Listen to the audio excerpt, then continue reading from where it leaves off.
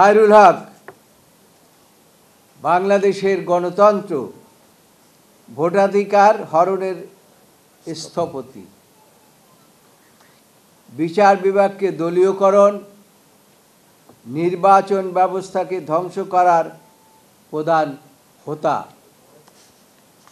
এই ফ্যাসিস্টদের দোসর বিচারপতি রায়ের মাধ্যমে রাজনৈতিক উদ্দেশ্য সাধন করে স্বৈরাচার ও ফ্যাসিস্টদেরকে হৃষ্টপুষ্ট করেছেন। কেন সাধারণ জনগণ, বিভিন্ন রাজনৈতিক দল এবং আইনজীবীরা এই খায়রুল হকের কঠোর দাবি জানাচ্ছেন? নাম্বার 1, প্রধান বিচারপতির নিকট আদালতের ভিতরে বিশৃঙ্খলাকারী দোসর আইনজীবী, স্বৈরাচারের দোসর আইনজীবী, বহিরাগত সন্ত্রাসীদের চিহ্নিত করে তাদের বিরুদ্ধে আইনানুগ ব্যবস্থা গ্রহণ, গ্রেপ্তার, বিচারের জন্য পদক্ষেপ নিতে আমরা বাংলাদেশের প্রধান বিচারপতির নিকট জোর দাবি জানাচ্ছি। একই সাথে আদালতের নিরাপত্তা শৃঙ্খলা রক্ষায় অবিলম্বে কার্যকর ব্যবস্থা গ্রহণের জন্য জরুরি ভিত্তিতে ব্যবস্থা গ্রহণের জন্য আমরা আহ্বান জানাচ্ছি।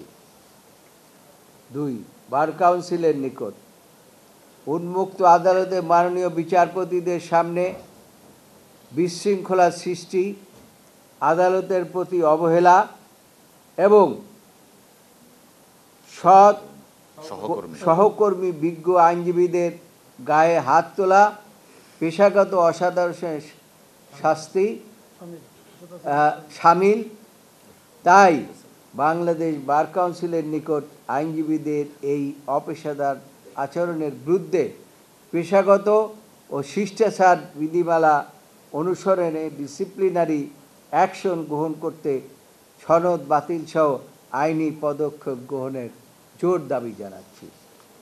3, সুপ্রিম কোর্ট বার অ্যাসোসিয়েশনের নিকট আদালতের এজলাসে বিশৃঙ্খলা সৃষ্টি করে বাংলাদেশ সুপ্রিম কোর্ট বার অ্যাসোসিয়েশনের সুনাম ক্ষুণ্ণ করা হয়েছে।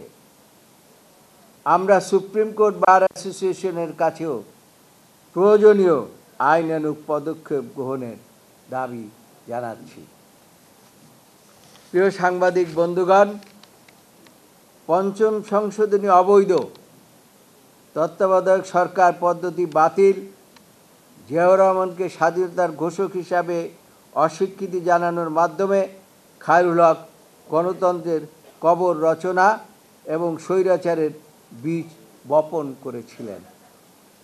আদালতের কাঁধে বন্দুক রেখে শেখ হাসিনা ধীরে ধীরে ফ্যাসিবাদের বট বৃক্ষ প্রতিষ্ঠা করেছিল। গত 17 বছর বিভীষিকাময়। প্রিয় সাংবাদিক বন্ধুগণ, বিভীষিকাময় আয়নাঘর, গুম, খুন, হয়রানি, মিথ্যা গায়েবী মামলা, সর্বশেষ গায়েবী মামলা এবং হাজার হাজার মায়ের কোল খালি করা ইত্যাদি, এবং সর্বশেষ জুলাই বিপ্লবে প্রাণঘাতী অস্ত্র ব্যবহার করে হাজারো ছাত্র জনতার মৃত্যুর জন্য স্বৈরাচারী শেখ হাসিনা, তার দোসর ও বিচার বিভাগের অন্যতম সহযোগী দোসর খায়রুল হক সমানভাবে দায়ী। নূতন বাংলাদেশের জন আকাঙ্ক্ষা পূরণ আমরা খায়রুল হককে দৃষ্টান্তমূলক শাস্তি চাই। বন্ধুগণ, আপনাদেরকে এই মুহূর্তে আরেকটি বিষয় স্মরণ করিয়ে দিতে চাই। সেটা হচ্ছে এই যে বর্ণচোরা গোষ্ঠী যারা এখন খায়রুল হককে রক্ষার জন্য নেমেছেন, সেদিন বাংলাদেশের প্রধান বিচারপতি এস.কে. সিনহাকে বিদায় করা হয়েছিল। সেদিন আমরা তাদেরকে আহ্বান করেছিলাম, আসুন আমরা সকলে ঐক্যবদ্ধভাবে এটা প্রতিহত করি। কিন্তু সেই সময় এই বর্ণচোরারা এগিয়ে আসেন নাই। আজকে তারা যিনি দেশ ধ্বংস করেছেন, দেশের গণতন্ত্র ধ্বংস করেছেন, বিচার ব্যবস্থা ধ্বংস করেছেন, তাদের জন্য তাদের মায়া কান্না, এটা খুবই দুঃখজনক।